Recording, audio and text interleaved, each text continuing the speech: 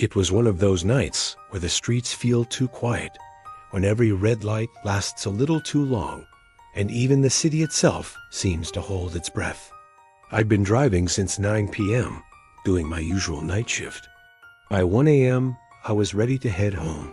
But then, one last ride request popped up.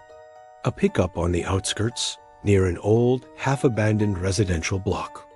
Normally, I'd ignore a late call like that, but the app offered a surge fare double pay.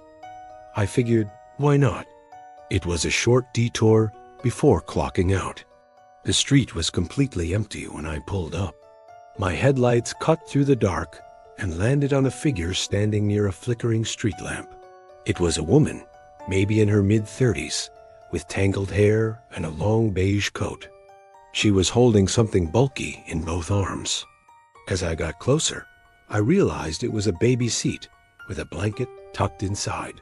She opened the door gently and whispered, "Please drive slow. My baby's sleeping." Her voice was soft but exhausted, the way only new parents sound. I just nodded, turned down the radio, and started driving. "Where to?" I asked quietly. "Home," she said. "On Birchwood Lane, out by the river." That was a 20-minute drive through empty backroads. She seemed calm, cradling the car seat on her lap, gently swaying it and whispering she under her breath. At first, I didn't think much of it. The baby never made a sound, so I just assumed it was fast asleep under the blanket. I could just barely see her face in the rearview mirror, pale, tired, her eyes locked on whatever she was rocking. But after a few minutes, the silence started to feel wrong. There was no rustle, no little sigh, not even the sound of breathing. I've raised 2 kids myself, and I know that even sleeping babies make noise. Curiosity got the better of me. I adjusted the mirror slightly, just enough to get a better look. The seat on her lap looked empty, just a wrinkled gray blanket. I blinked, thinking my eyes were playing tricks on me. Maybe the baby was just buried deep under it. But then she looked up and met my eyes in the mirror. I snapped my head forward so fast, I almost missed a turn. "Everything okay?" I asked, trying to sound casual. She offered a faint smile. "You drive carefully," she said. "That's good. Most people don't anymore." Her voice had changed. It was lower, slower, almost detached. We passed a stretch of road with no lights, just the glow of my dashboard. That's when I heard it. A quiet thump from the floor behind my seat, like a toy dropping. I glanced at her reflection again. She hadn't moved, still cradling that empty seat.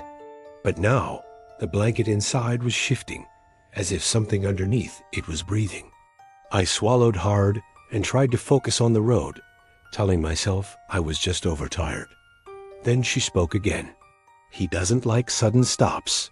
I tried to laugh it off. "Of course, babies, huh?" But she didn't respond. A few minutes later, we turned onto Birchwood Lane, a narrow road lined with dark trees and collapsing houses. "Which one's yours?" I asked.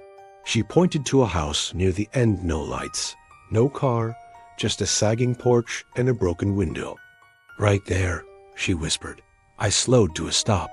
She turned to me and smiled, a tired, grateful kind of smile. "Thank you for driving carefully," she said. I nodded awkwardly. "Sure thing. Do you need help with?" But before I could finish, she was out of the car, still carrying the seat.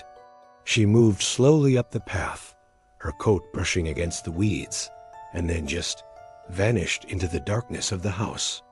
I waited, but no lights came on, just silence. When I turned back to face the road, I noticed something on the back seat, a small baby rattle. It hadn't been there before. I hesitated, then reached back to pick it up. As soon as my fingers touched it, a sound filled the car, soft, high-pitched, a baby's giggle. It came from right behind me. My entire body went cold. The back seat was empty, but the rattle began to move, gently rolling back and forth as if someone unseen was playing with it. Then came a whisper. Not the woman's voice. This one was smaller, softer. Mommy says thank you. I dropped the rattle and slammed my foot on the gas, peeling out of there as fast as I could. I didn't look back. By the time I got home, I sat in the driveway for what felt like an eternity, my heart still pounding. I turned off the engine, leaned back, and let out a long breath. That's when I smelled it, baby powder. Faint but unmistakable, coming from the backseat. When I finally worked up the nerve to look, I saw the rattle again. But this time, it wasn't just sitting there. It was strapped neatly into the seatbelt, buckled in tight. And just as I stared at it, frozen in disbelief, the baby giggled one last time. Thanks for tuning in to this spooky story. If you enjoyed it, don't forget to hit that like button and subscribe for more content that will keep you up at night. Stay safe out there